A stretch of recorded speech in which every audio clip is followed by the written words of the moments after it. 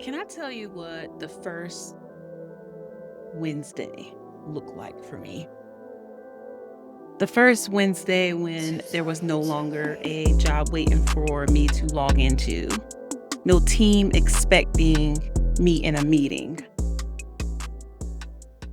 no calendar already filled with someone else's priorities, no title sitting beside my name to tell me what I was responsible for that day. Just me, my laptop, a business I had spent years imagining and really working on, and more uncertainty than I knew what to do with. I wish I could tell you that I woke up feeling fearless, ready, like completely certain that I was stepping into the life that I had been preparing for. But the truth is, I actually sat there for a while before I even opened up my laptop. Because dreaming about becoming a full-time founder is one thing. Even saying it out loud is one thing. But waking up and realizing that you are one is something else entirely. Come sit with me for a moment, y'all. Welcome back to Healing, Hustle, and Home. I'm Ashley Springs. I'm an educator, a mentor, full-time founder, sports mom, and a woman who has spent a lot of years trying to lead well in more than one room. Before we go any further, y'all, can I ask you one small favor? You already know what I'm about to say, right? If these conversations encourage you in any way, if you feel like they help you feel a little less alone, would you please follow the podcast? Stop right now and press follow. Then come back to me. And maybe you might feel the urge to share this episode with someone else who's rebuilding something while they're also trying to hold together the rest of their life.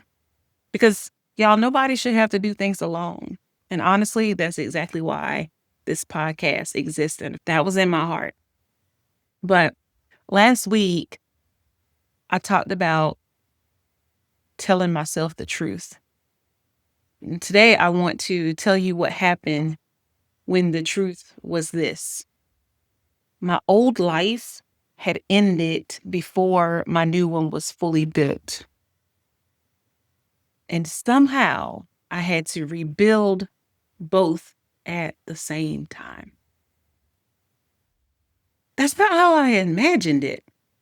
It's not how I pictured it at all. I did have the dream, but I imagined walking into the dream ready, like in a different space, in a different mindset, in a different position on all grounds. Y'all, for 18 years, education gave my days a structure. And I loved it. Even when the work was difficult, I knew exactly where I belonged. I knew exactly what needed my attention. I knew what problems I was there to help solve. Even though some things and some people probably got on my nerves a little bit, but that's okay. I was there for that. I signed up for it. Over time, y'all, my work grew beyond one classroom. Thank the Lord for promotion. It even grew beyond one school. Again, thank the Lord for promotion. I was supporting leaders. I was helping teams strengthen their systems. I was working with schools and their staff across the whole state. And I was becoming someone that people trusted to hold complicated things. And then decisions were made that were beyond my control. The role ended, y'all. The structure disappeared. And suddenly, the business that I had been building alongside of my career was no longer the thing that I worked on, around the edges, in the time that I had that might have been free after my workday on the weekends. Suddenly, it was the work. So that Wednesday, I opened my laptop and I looked at everything that I had created. And it had been a lot. Like, I don't even think that I had sat down and took in the amount of work that I had been already putting in to build this thing. I'm talking about ideas for women and mothers who are trying to rebuild their lives. I'm talking about all the resources for school leaders who needed, some real practical support, not what they say. You know what I'm saying?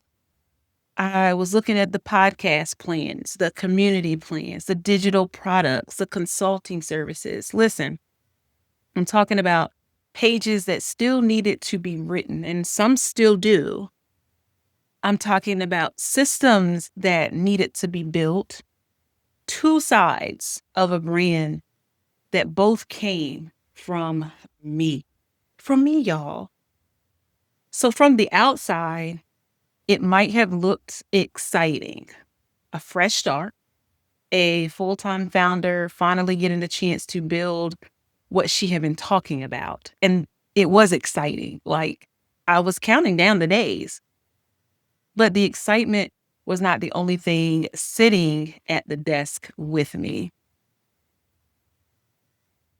When I tell you grief was there too, sitting right beside me, sometimes whispering to me in my ear, fear was definitely there. I could feel it in my heart. And pressure, yeah, lots and lots and lots of pressure. And underneath all of it was a question that I did not really want to say out loud. It was, can I truly build this without destroying myself in the process? Because I knew how hard to work. That had never been an issue for me. I've been working since I could work, probably like 14, 15 years old. I knew how to stay late, how to carry more, how to carry everything for real. I knew how to push through over and over and over again. I knew how to figure it out. I have always figured it out, y'all. I had built an entire life around being the woman who could handle things. But this time, y'all,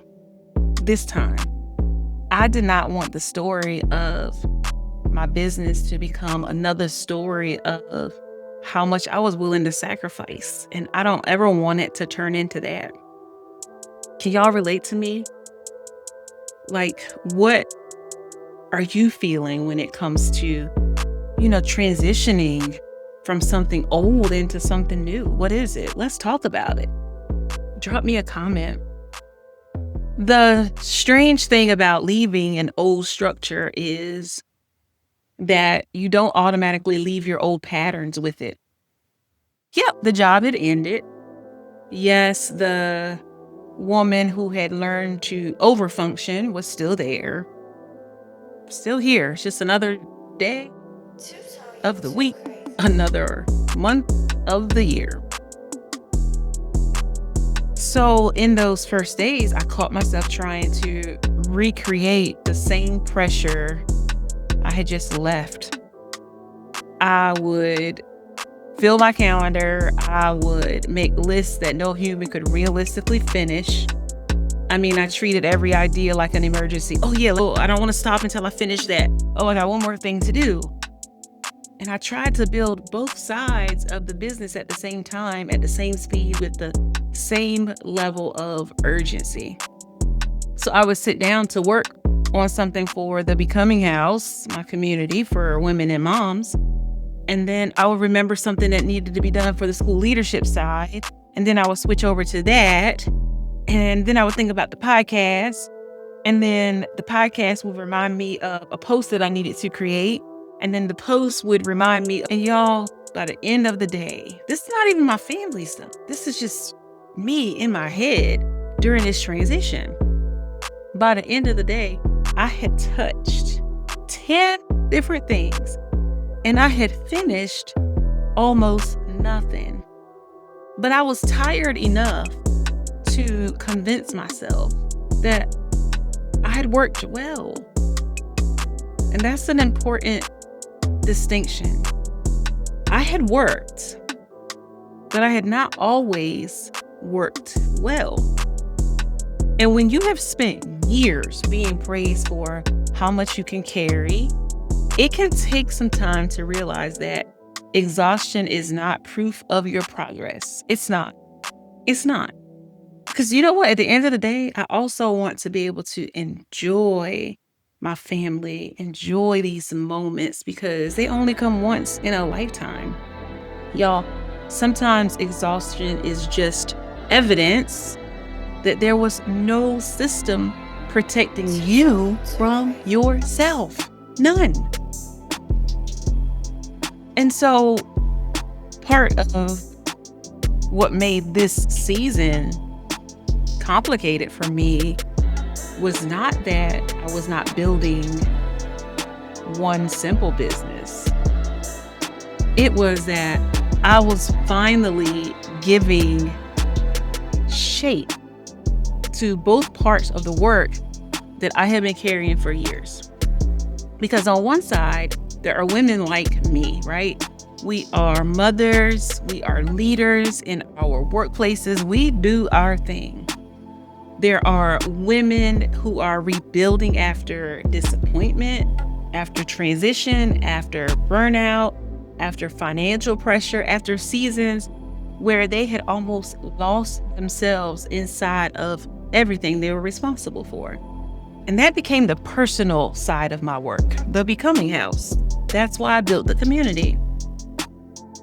It's a place for women to reset, to refocus, and to rise, to truly build lives that actually support the woman living them. We have to learn how to build lives that support us, not work against us, y'all. Seriously. So y'all, on the other side of life were the school leaders and the organizations that I had spent nearly 2 decades serving. Like, that was my whole identity when it came to a career. People carrying real responsibility inside of systems that are often under-resourced, unclear, and dependent on a few exhausted people. And that became the professional side. School leadership consulting, practical systems, real support, right? Work built from what I had actually lived and done for a while, for a very long time, especially because I was starting to, have these business ideas when I was still working in my full-time career. I kept thinking that I had to choose, and I would really keep my conversations, my life separate because, working with public schools, it can be sometimes kind of judgy. People can be some kind of judgy. And so I just kind of wanted to protect my career and my life and keep them separate for a long time. And I also wanted to protect my family. However, while I was thinking that I had to choose, I'm really one person. Was I the woman helping other women rebuild their lives? Or was I the education professional helping leaders rebuild their system? Wow. And I started to realize eventually that, you know what? Girl, you are both.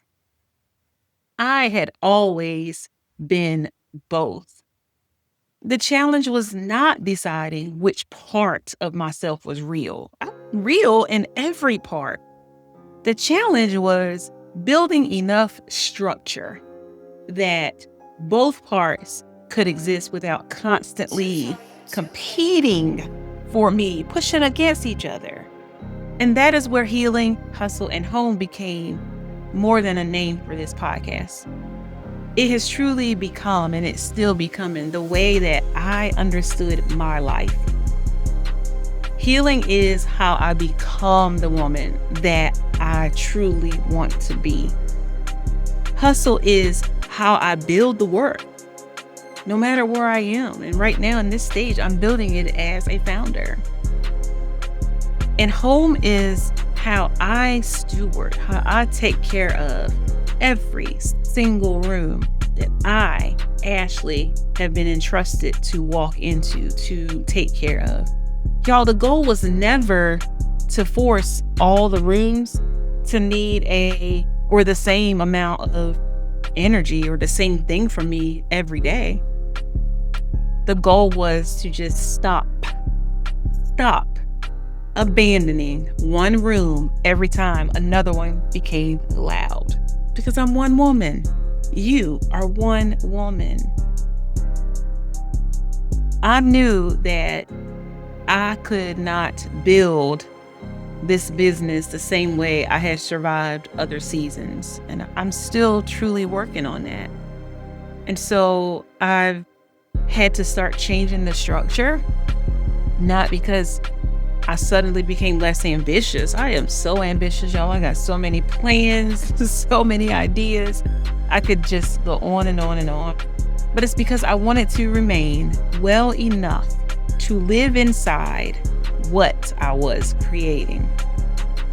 And so one of the first things that I had to stop doing, and yes, there's going to be a lot of things that you are going to have to get real with yourself about. And there's some things that you're going to have to stop doing. For me, that was treating every task like it belonged in every day, because it doesn't. No, not at all. I started grouping similar work together. If I was recording, I recorded more than one piece of content, right? So let's just say today is recording day. If I was writing, I stayed in the writing mode instead of bouncing between writing and meetings and design and administration stuff every 30 minutes.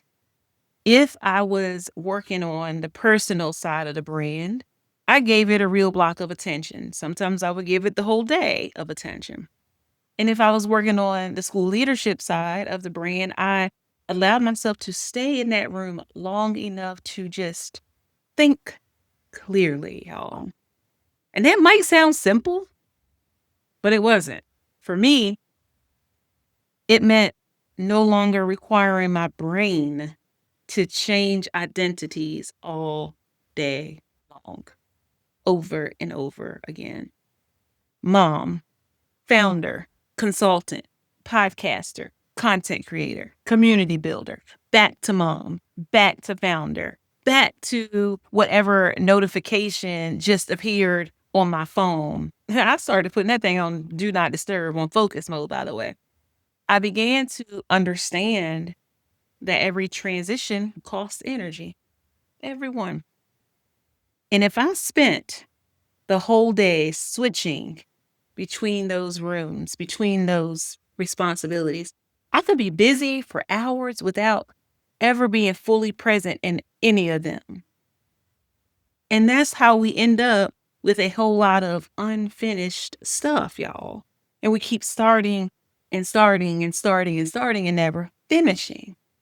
And so I started building my focus and around my energy instead of urgency. Even the way I approach this podcast had to change. So at first, it would have been easy to treat every single episode like a separate emergency. Write this week, record this week, edit this week, promote this week, then wake up and do it all again. And that is so tiring. I do not do that, will not do that. But that would have created a business that owned me and my life every single week. I didn't want to do that. So I began working in rotations, healing, hustle, home, personal stories, personal frameworks, professional frameworks, real conversations. Instead of forcing myself to create from scratch every few days, I could finally see how the pieces of my life really belong together. I could record in those focus blocks, I could write in my planning block. I could record in my doing block, right? I could build around a season instead of chasing a deadline. Because y'all know, chasing deadlines, that's part of our identity. It's what we've been known to do all our lives, and especially in our careers. I could let one story become an episode. I could let a conversation, a post, and a point of connection without having to reinvent myself every time I open up the app. And somewhere in that process, I realized something. Systems were not making my work less authentic. They were protecting enough of me so I could stay authentic. So wherever you are right now, in your middle, in your transition, you're trying to, juggle two different worlds, three different worlds, different responsibilities you have. Systems don't make you less authentic. They protect you enough so that you can stay authentic in all the areas, y'all. Because it is difficult to tell the truth when you are constantly rushing. It is difficult to create meaningful work when every idea arrives wrapped up in panic. It's difficult to serve people well when the structure behind your service is quietly draining you. The system, y'all, was not there to turn me into a machine. It still isn't. It was there to make sure I didn't have to operate like one. Did y'all hear me? The system was not there to turn me into a machine. It was there to make sure that I didn't have to operate like one. No. And I think people often imagine rebuilding as one clear transformation. The old life ends, the new life begins. No. You create the plan, you follow the steps. You become the new version of yourself. But that is not what rebuilding has looked like for me. And it probably doesn't look like for you either. Which is why we're at this point in this conversation. What is it that you're rebuilding from? What is the new version of yourself that you're trying to become? Listen, it has looked like me grieving one day and feeling grateful the next, sometimes within the same hour. It looks like me feeling so sure, so certain when I wake up in the morning and questioning everything by the time I get ready for bed in the evening. It looks like celebrating a new opportunity while still missing parts of the life that I had before, that you had before. Building the business while also rebuilding my routines, like everything about my day has changed. Rebuilding the way I think about money, time, work, rest, and what makes me valuable. Some days I have felt like, other days I have felt like a woman sitting at a laptop trying to figure out what comes next. Both are true. And I think that is the part that we don't always show. The highlight reel makes rebuilding look like a launch, but most of it happens quietly, y'all, in the decisions that nobody sees, the project that you postpone because it's not the right season, the opportunity that you say no to because it would cost too much of you, the afternoon that you stopped working before you were completely depleted, and the system, y'all, that you built because motivation has already proven that it cannot carry everything, because that motivation is going to surely fade away. The moment that you realize that doing things differently is not evidence that you are doing less, it may be evidence that you finally learned something new. And I'll say this, the biggest change this time is not that I work less. Some weeks are still full. Some days are still very long. There is real pressure in building something that needs to generate income, serve people well, and support a family. It is. The difference that I'm trying not to make the business model a struggle is I do not want everything to depend on me being exhausted. I I do not want my communities to grow only if I am constantly online. I do not want every offer to require me to start from zero. I do not want the work that I prayed for to become another place where I disappear.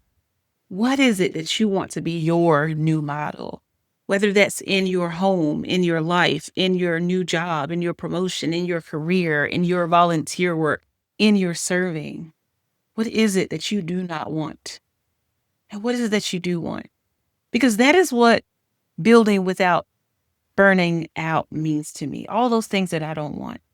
Not avoiding hard work. I'm never going to avoid hard work. Not expecting every day to feel peaceful. Not pretending that entrepreneurship is easy or that momhood is easy. It means building structures that acknowledge I am a human being before they demand that I perform like a business. It means creating a rhythm that can hold ambition and limitation. It means accepting that I can build something very, very meaningful, something very powerful without repeating every pattern that once made me successful and tired at the same time. We got to create a new normal. And that first Wednesday, I thought the biggest question was whether I could build the business. Now I understand that is only part of it. The deeper question, y'all, was could I build it without losing myself again? And I'm still answering that question. I really am. And I'm still working on it. Not once, every week, every time I look at the calendar, every time I consider a new idea, every time the old urge to prove myself by carrying more than I should comes up.